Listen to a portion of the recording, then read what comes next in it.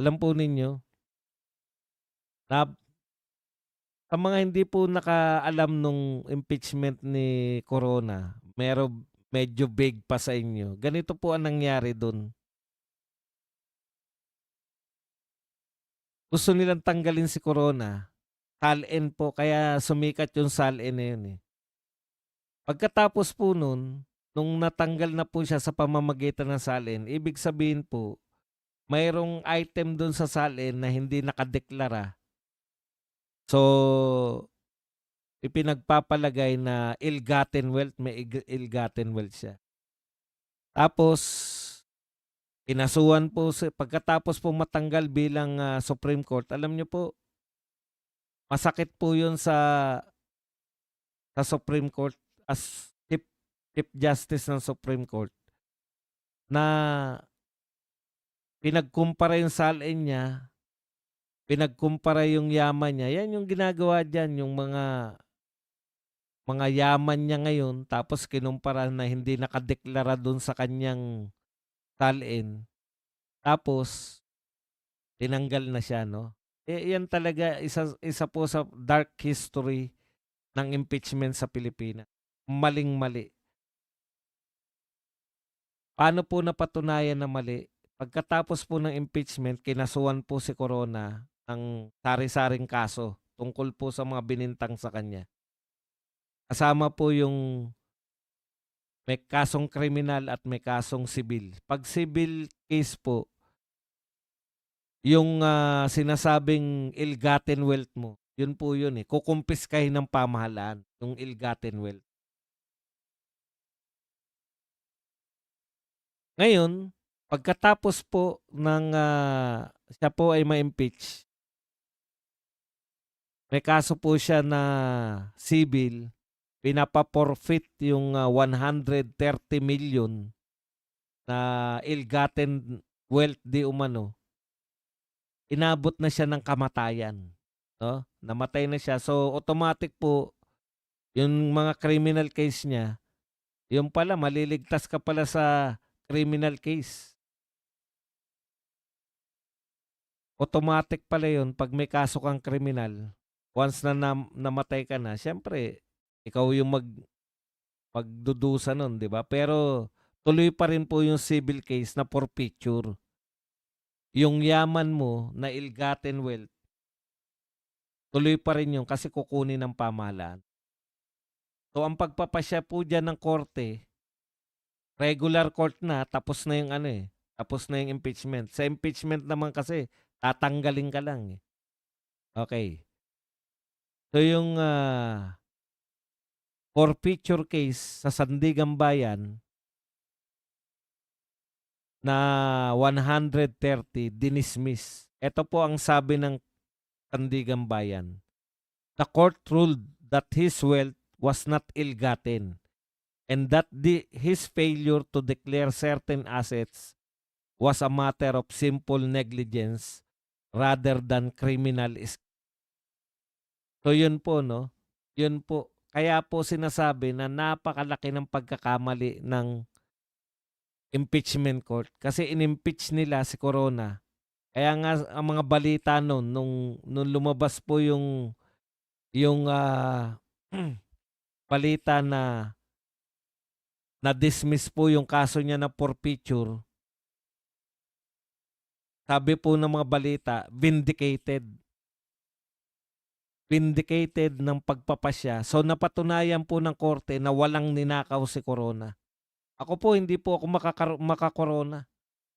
Nung pinanonood ko nga yan, eh, tuwang-tuwa po ako dahil siyempre lagi tayong ano, eh, 'no, nakakontra ako kung kanino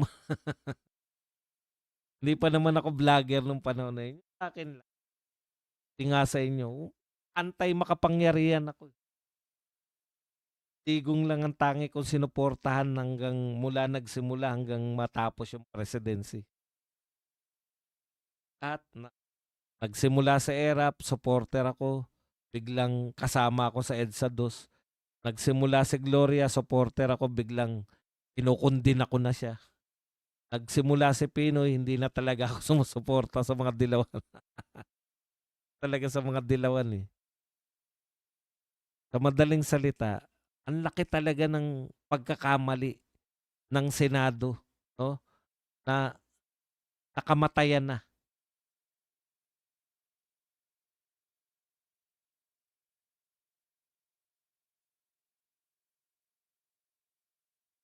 Nakamatayan na po ni Corona yung ano, yung tawag dun, yung, na hindi niya inabot na vindicated sila sa korte na wala silang ninakaw. Ngayon, kaya po walang nagbabanggit ng Corona impeachment, ah, dahil ang Corona impeachment, ang kahulugan po ng Corona impeachment para sa maraming Pilipino, yan po ay pagkakamali. Napatunayan ng normal na korte na walang ninakaw si Corona, pero tinanggal siya sa posisyon bilang Chief Justice. At sa sama ng loob ng tao, ako, yun talaga naisip ko, eh. Sa sama ng loob, kinamatayan na ni Corona yung ang laki pong pagkakamali yan ng impeachment court. Hindi na nga po halos binabanggit yan, eh. Kaya gulat na gulat ako rito kay Zamora nung sabihin ng Vice Chairman ng Chief ng Committee of Justice na may precedents na, kaya nila hinahabol yung salin kasi wala po sila may paliwanag, eh. Ang galing po ng mga bumabati ko sa kanila, eh. Bakit niyo hinahabol yung salin? 'Di ba ang tanong sa kanila, may demanda ba si VP Sara sa salin? Bakit niyo nabanggit ba, may naka-attach bang salin doon sa reklamo kay VP Sara? Wala naman pong reklamo sa salin, eh.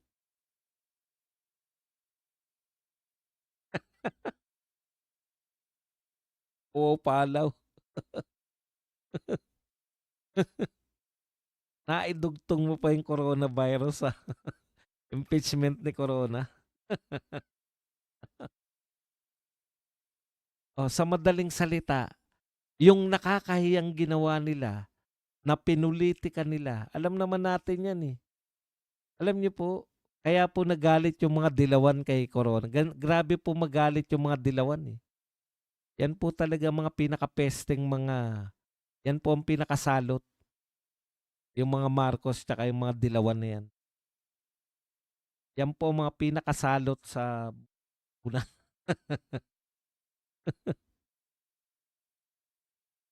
Sa madaling salita, takang-taka talaga ako rito kay Zamora.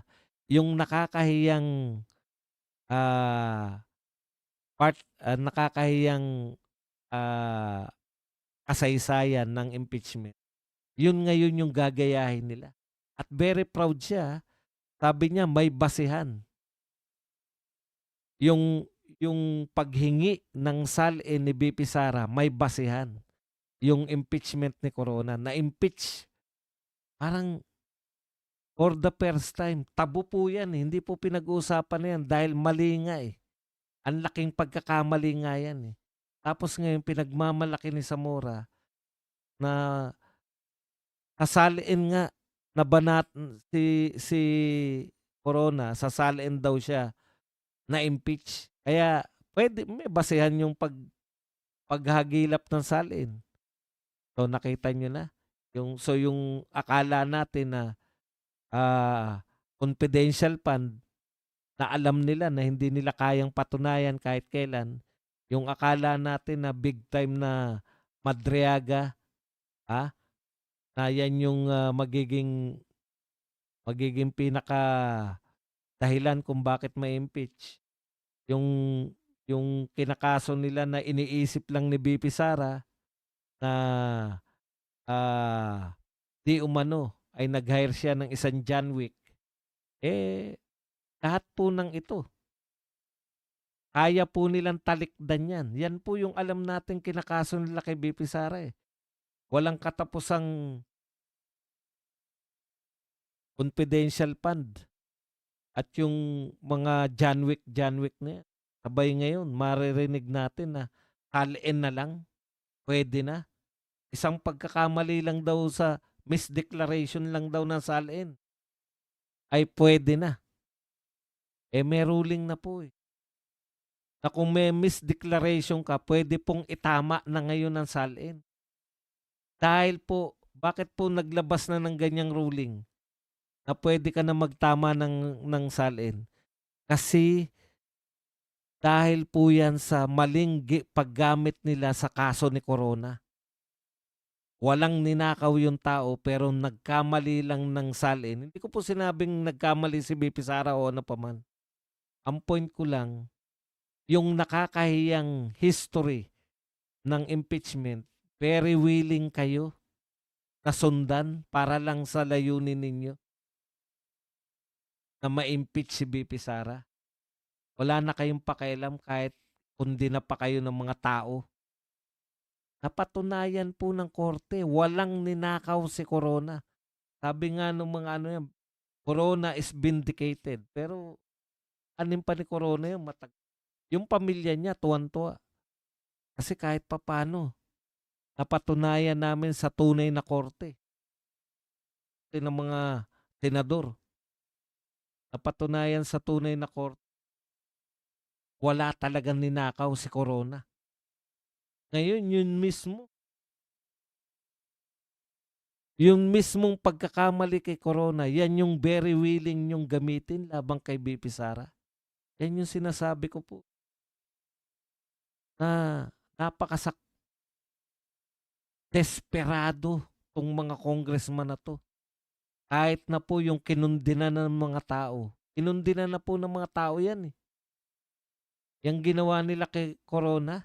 At vindicated na po si Corona. Napatunayan po na walang ninakaw. Very willing pa rin kayong gamitin. Maling-mali.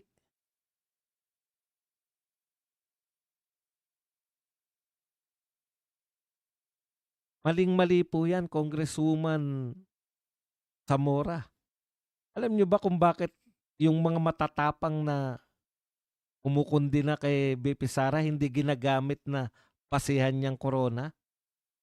Bakit hindi binabanggit ni De Lima yan? Bakit hindi binabanggit ni Shell Jokno? Ni Trillanes? Ni Raysa Hontiveros? Bakit hindi nila binabanggit yung Corona? Kasi alam na ng lahat yan na mali yung ginawa nila kay Corona. Tapos i-quote nila. O sige, i-note mo si Corona. Basahin lang natin yung sinabi ni ito ni the non-disclosure.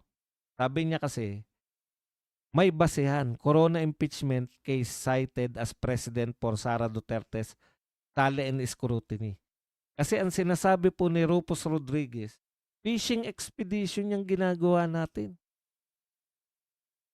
Kasama nyo sa committee yan. Ha? In fact, siya pinakamatalino sa committee. Fishing expedition yan. Bakit nyo kakalkalin yung salin? Wala namang kaso sa salin. Hindi naman siya kinasuhan dahil sa salin. Kinasuhan nyo siya dahil sa confidential fund. Kinasuhan nyo siya dahil sa kakalkalin nyo mula nung vice mayor siya eh. Sa salin, mula vice mayor eh. So ngayon, pinangangatwirana na nila. Ito po, the non-disclosure of certain assets or even just one asset. Tignan nyo ha, talagang fishing expedition lang. The non-disclosure of certain assets or even just one asset in the SALN and the failure to show the proper increase or the reason for that increase that was used against Corona. Grabe, nakakagulat po. Kung ginamit nila kay Corona, gagamitin nyo naman ngayon? In the last hearing, we identified the issues of grounds by which we will conduct our hearing on probable cause. And yes, ill-gotten wealth was mentioned in the complaint as well. So ano po yung binibintang nyo? Una, ano yung binibintang ninyo na hindi mapaliwanag? Yun na yung dating sinasabi ni BP Sara eh. Ano yung unexplained wealth niya? Halimbawa po, ganito po yung unexplained wealth. Si BP Sara ay nagmay-ari ng 3 luxury mansion sa Forbes Park. Ang isang mansion po sa Forbes Park ay 1 bilyon. So kung 3 ang pag-aari niya, meron siyang 3 bilyong pag-aari. Ang nakalagay lang sa kanyang salin ay 88 million. So may undeclared siya. Ganun po magbintang ng kaso. Nakuha po ninyo? Kung magbibintang po kayo ng kaso, unexplained wealth. Yan yung sinasabi ng Supreme Court na dapat naka-specify yan. Ano yung kinakaso nyo na unexplained wealth? Natuklasan po namin na kay BP Sara yan 3 mansyon dyan sa Forbes Park. Pero wala po siya sa salin niya. Kaya hindi po kaya nyo siya nililitis. O ngayon, total, kinote nyo si pagbigyan po natin. Total, kinote ninyo si Corona. Nag-search po tayo ngayon. Kasi, ang buong pagkakatanda ko po, yung salin ni Corona, nirequest po yan ng Senate as impeachment court. Hindi po ng Justice Committee. Hindi nyo na may tatanggit to, kinote nyo na si Corona. Hindi po pwede na i-quote nyo si Corona dahil siya ay na-impeach. Pero yung paraan ng pagkuha niya ng salin, paano po nakuha yung salin ni Corona? Doon po sa impeachment court. Badong, hindi sa Justice Committee, hindi po.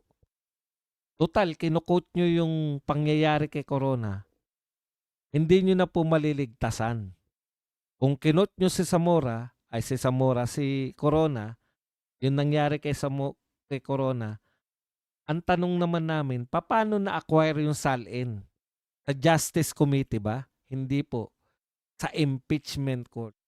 So babalik pa rin tayo sa argumento na tama ba yung ginawa ninyo, ginagawa nyo ngayon, na kayo po ay nagpapasabpina ng salin? Yun po kasi, kaya po ako nag-research ngayon. Ang recollection ko, ang salin ni Corona lumabas na sa impeachment court. Kaya nga may nagbiro pang senador eh. Tignan nyo, para kayong mga hayok na hayok. Hindi ko alam kung si Miriam yun.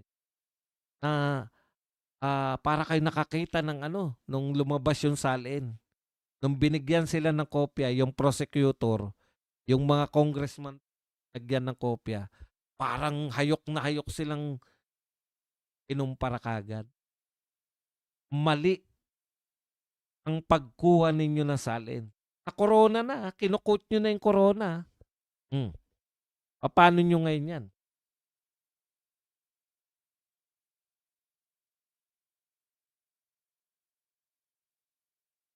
Paano nyo liligtasan yan? Kinote nyo na yung kay Corona. Samantalang kay Corona, impeachment court, senador ang nag-request ng kanyang bank account, senador ang nag-request ng kanyang salin. Hindi nyo pwede ngayon sabihin na, hindi. Ang kinote lang namin yung bakit siya na-impeach, pero yung Justice Committee pwede pa rin siya. Ayan, kaya kayo matatalo sa Supreme Court. Dahil korte lamang ang pwedeng manghingi ng sabpina. Lalo na po kung hindi naman binabanggit yan sa reklamo. Ano ba binabanggit sa reklamo tungkol alin? Di po ako abogado pero hindi naman tayo mag-isip eh. Diba? Ayon nga kaya po napakagaling ni Tatay Digong na mamuno. Hindi po dahil abogado siya. Ano sabi ni Panelo? Kaya napakahusay na pinuno ni PRRD kasi meron siyang common sense. Kung tinuturo po ni PRRD, dapat may common sense tayo. Kaya, siyempre, too late na po siya. Malapit na ako maging senior eh. Ngayon pa ba ako mag-aabuga siya? Hindi na po. Pero may common sense. Kinote nyo yung kay Corona. Ang balik namin tanong sa inyo. Ang tanong, Justice Committee ba yung nanghingi ng salin ni Corona? Hindi. So, ang nanghingi po ay impeachment court. Kung ganun, kung gusto niyong busisiin yung salin ni VP Sara, Supreme Court, impeachment court ang dapat nagre-request sa bangko, nagre-request sa ombudsman. Yan yung sinampa sa inyo nila Torion. Na sumusobra na kayo, hindi nyo na dapat ginagawa, yung ginagampanan nyo na yung trabaho ng impeachment court. Pero ang pinakamasaklap po, sa kinukumpara nyo kay Zamora, ay kay eto basahin lang po natin kung ano po yung nangyari. Eto po, perjury case related to Salin misdeclaration was also pending at the time of his death and was subsequently dismissed. Siyempre, sino pa ang paparusahan mo sa perjury? Tax evasion case, following his death, the Court of Appeals dismissed the criminal tax evasion. Pero yung forfeiture case, ito po, forfeiture case, the Sandigan Bayan, in 2022, the Sandigan Bayan dismissed the 130 million civil forfeiture case against Corona and his family. The court ruled that his wealth was not ill-gotten and that his failure to declare certain assets was a matter of simple negligence rather than a criminal scheme. So, ibig sabihin, yung kino-quote ninyo kay Corona, na si Corona ay na-impeach, pinatutunayan po ng korte na dapat hindi na-impeach si Corona dahil sa salin. Dahil wala siyang ill-gotten wealth. Yun po ang sinabi ng korte. Akanta ka talaga ako.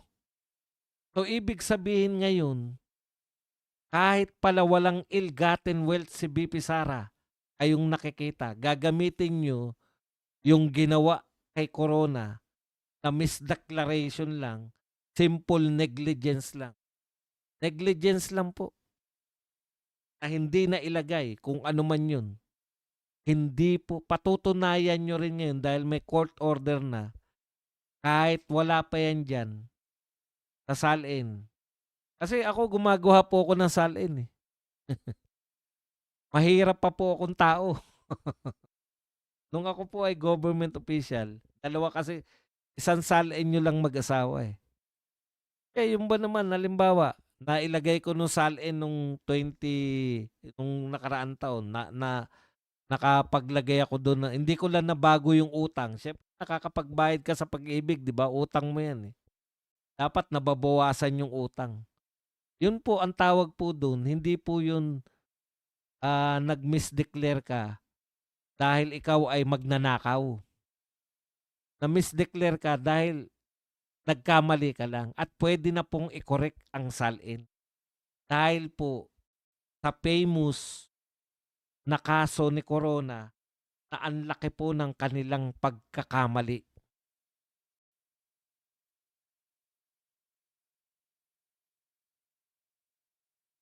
Ay may common sense po ako pero hindi po ako papayag na hampas lupa ako. Hindi. Mahirap po akong tao pero hindi po ako hampas lupa. Iba naman mga level na yung mga hampas lupa.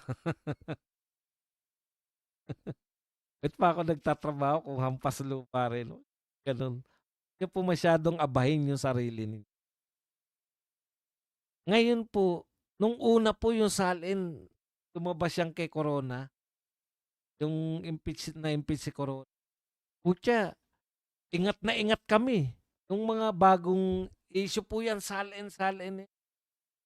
Ingat na ingat po kami dyan.